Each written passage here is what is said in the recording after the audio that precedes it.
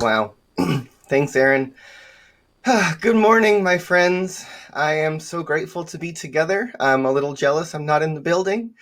But let's begin, as always, by taking a few breaths together. And so, if you will, exhale first. Take a deep breath in. And let go. Let's take another deep breath in. And let go. One more deep breath. And let go.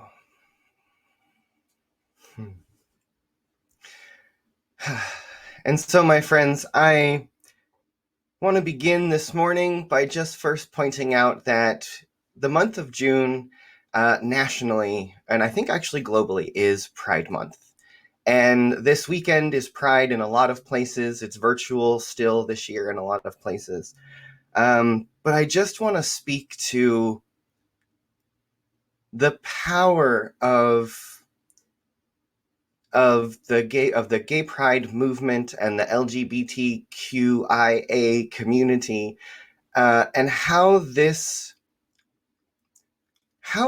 awakening that I've witnessed over the course of my lifetime has really revealed a lot to me about so much of what is unfolding in our world. And I say that because as a kid, I grew up in a very, very conservative Christian family. I'm a millennial, so I was born in the early 80s. And much of my life, I knew that I was gay or queer at a very young age. And my entire world around me reflected back to me that there was something wrong with that. That the religion and the family community around me made it very clear that if that were to be the case about me, it would be very unacceptable. And growing up, especially as a kid in the late 80s and early 90s, there were no gay characters in TV or in movies. And if they were, we were the butt of the jokes, or we were those weird sort of off characters. And over the course of my life so far, I feel like I was born in a moment in the gay rights movement where I really witnessed, especially as a white gay man living on the West Coast of the United States, growing up in California, I witnessed around me a deep cultural revolution around that identity and the acceptance of that element of who I was. One of the things that really attracted me to Centers for Spiritual Living in the very early years was it was the first spiritual community that I had ever found in my life up until that point that was affirming of my identity as a queer person. And in my lifetime, I have witnessed the shift of the right to marry, and so much more visibility and representation in movies and in TV shows, and really culturally in the world that I've come to live in. Being gay has almost become a non-issue in my world. And I realized what a remarkable cultural transformation and personal transformation that has led me through, and that I've witnessed in the pocket of the world around me. I know that that's not the case everywhere, and that's not the story for all people. But in a way, our culture has moved, that our culture has evolved, and that with that, my sense of self reflected back to me by the world and by culture and by my family and by my spiritual community and by the media has become more and more and more accepting and affirming and reflective of who I am. And this week's theme, our conversation, is about the soul's call to freedom. And this month, our theme has been the soul's call. And I've been reflecting on this quite a bit recently as I talk about this, because I realized that I had a great sort of breakthrough a year or two ago, maybe more at some point, in witnessing this sort of cultural shift that's happened around me, and also the way that I've carried myself in and through the world through this process. And for much of my life, I have presented as someone who looks and dresses and acts a little bit alternative and or sort of expresses my queerness in a lot of ways very comfortably. And yet there's always been places in my life where I felt unsafe, especially if I walk into a room or a community or a space that is mostly cisgendered males. Oftentimes there's a sense of threat that I just feel innately within myself. And I noticed that throughout my life, as a protective mechanism, I have either stood up a little bit taller or puffed out my chest or stood up a little straighter or held my hand, my gestures in a little bit, or watched the inflections in my voice or my expression when I'm around certain kinds of people. That oftentimes if I call a mechanic, I will drop my voice and be like, hey, I have a Sprinter van, I need an oil change, and it's just this natural thing that I have done as sort of a protective mechanism in those places where the world doesn't reflect me back to me and I felt vulnerable. And in this ongoing conversation about systemic racism and oppression in our world, one of the things that I realized is that I've had this automatic sort of default safety mechanism that I've looked to my whole life, which is to straighten up, if you will, when I enter a space where that seems necessary. And at some point in this conversation that's been going on for me, and I believe us collectively for a while, I had this realization that if my skin were a darker color, or my features were different, or I was in a different body, or a differently abled body, that if I were to walk into a room, I wouldn't be able to just make that invisible. And suddenly I found my why in reference to the greater social justice conversation, in reference to the racism and oppression conversation in our world, is I realized that I don't want to live in a world where anyone feels like part of themselves is unacceptable when they walk into a space, into a community, into a family, into life. That I don't want to live in a world where anyone ever has to feel that feeling that there's some part of themselves that they have to disguise or hide. And I share this because I think that it's so incredibly important for us in our conversation around pride and our conversation about Black Lives Matter and social justice and environmental matters and the economy and all the things that we are all trying to figure out how to fix that feel broken in the world. That each one of us has to find our deep why. That each one of us in this ever-moving journey towards greater freedom, that we all have to find the why place within us that makes it real for us in the world that we live in. So that when we are taking on is our individual piece of the change, of the shift. And I just want to keep cycling around this idea of pride today, especially thinking that just over a week and a half ago, that Juneteenth was recognized as a national holiday. That in a sense, that there's another pride that we are recognizing.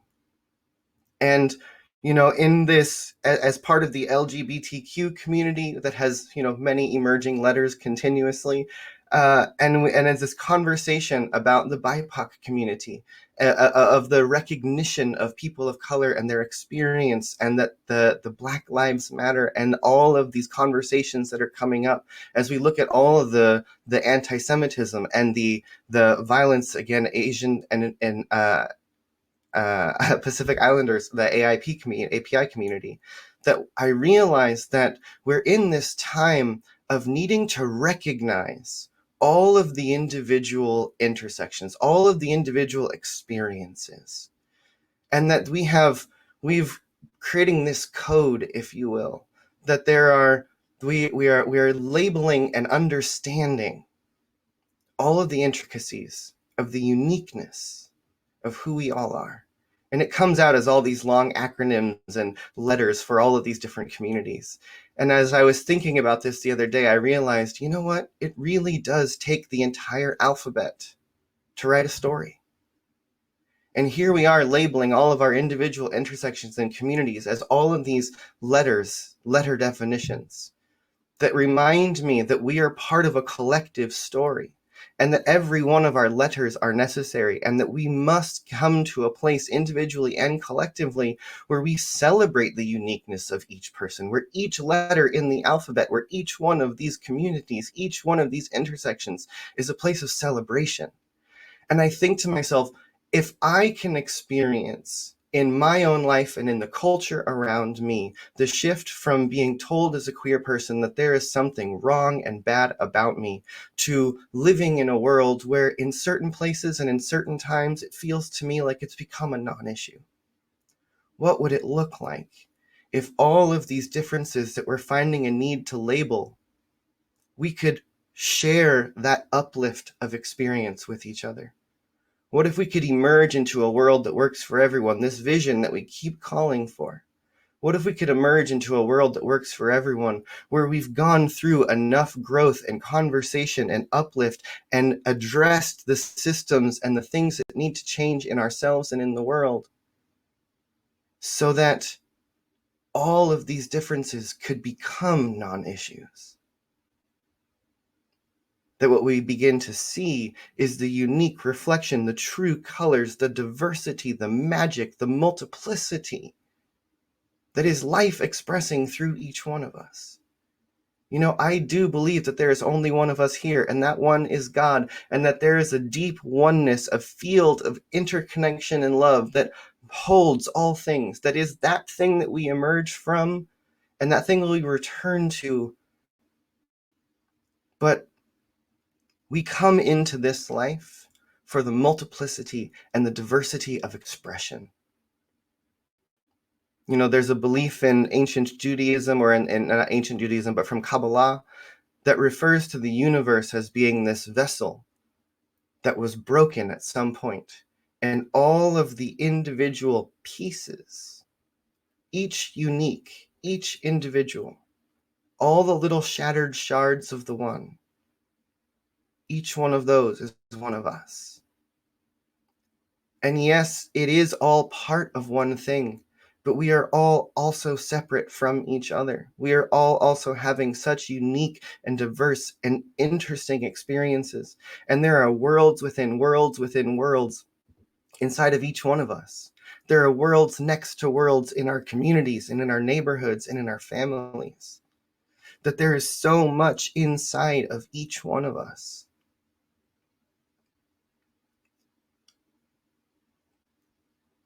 That is so incredibly beautiful. There is so much inside of us that is so incredibly rich.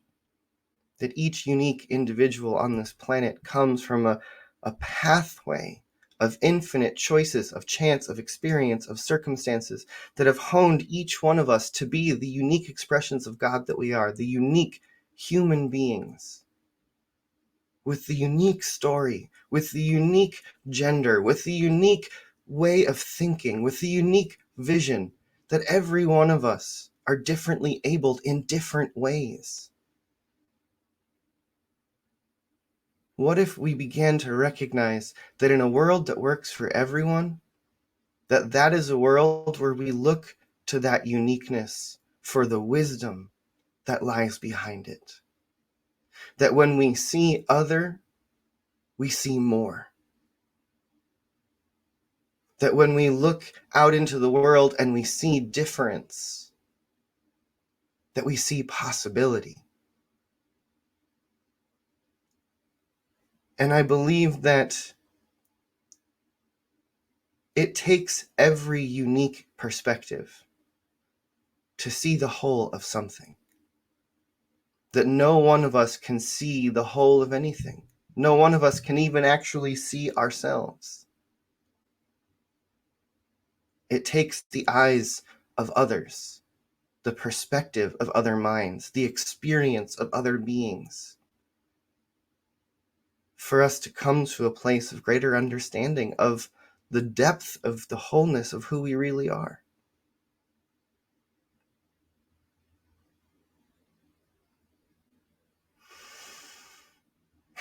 Each one of us is an ever-evolving, ever-expanding process.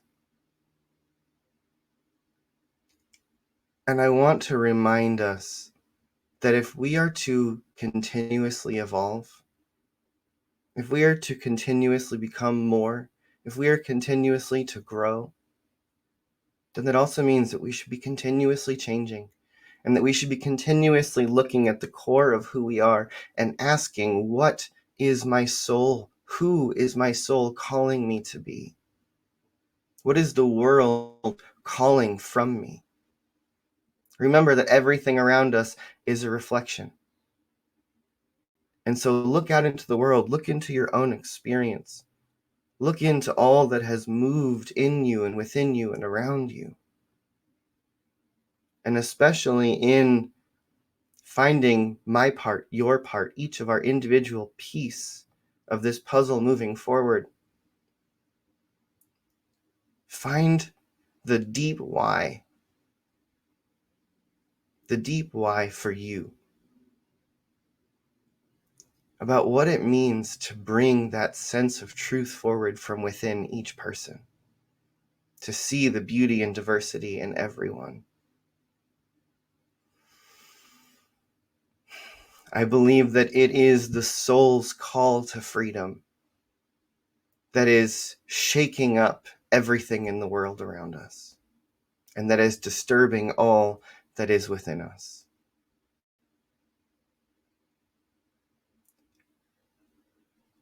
And let us remember that as the soul's call pulls on us through all of our circumstances,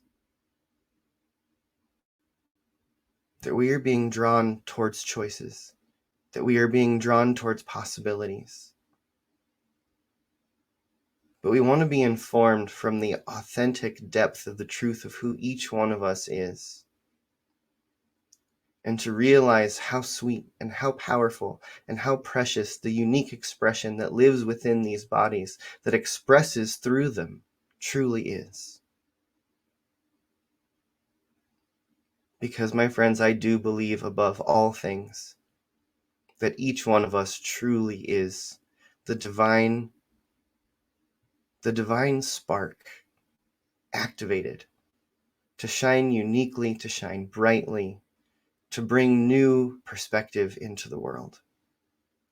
And if we can find value in the diversity of perspective and experiences, we might just find the gateway to healing, to possibility, and to a world that actually works for everyone. And so, if you will, take a deep breath in and close your eyes.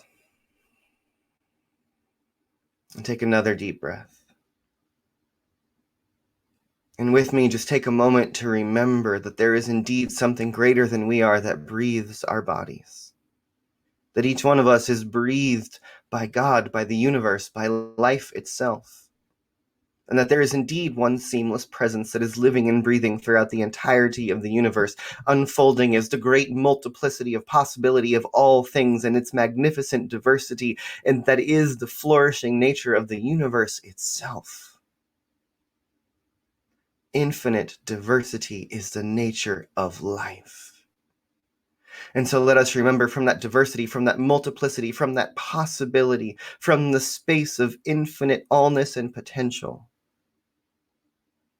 each one of us becomes a filter of unique experience that has been channeled through consciousness, through life, and through evolution for 14 billion years to arrive at the unique expression that is me, that is you, that is each one of us, that is every person on this planet, a unique pattern, a unique lens, a unique possibility that can never be replicated, that is always changing, that is always evolving, that is always seeking more. And so let each one of us be a place of divine expression, of deep truth and love. And let each one of us be a place where we not only express the truth of who we are, with wholeness and authenticity in everything that we do, let us also be a place that values and recognizes the beauty of diversity, of multiplicity, of difference, of the deep patterns of truth that can be revealed through the individual. And so today, let us just be in celebration that we can have pride in who we are and in who we are becoming, and in the forward movement that is taking place in our world. And yes, there is so much further to go, and there is so much work to do, but that is why we need the celebration and the fire and the passion and the authenticity and the truth to wake up in us, so that we can be a place where forward movement, evolution, acceptance, truth, love, harmony, and all of these great things that we pray to, that we speak of, that we dream of, can manifest in the world. And so let us know that if we participate in the collective soul's call towards freedom, that we could create a world that has no boundaries and dividing lines between us, but a recognition of the deep and unique and individual patterns of individuals and cultures and peoples. And so let us just say yes, my friends, to being part of the evolutionary process and the forward movement of life, of society, and of consciousness. And so for all of this and so much more, I just say yes. And so it is.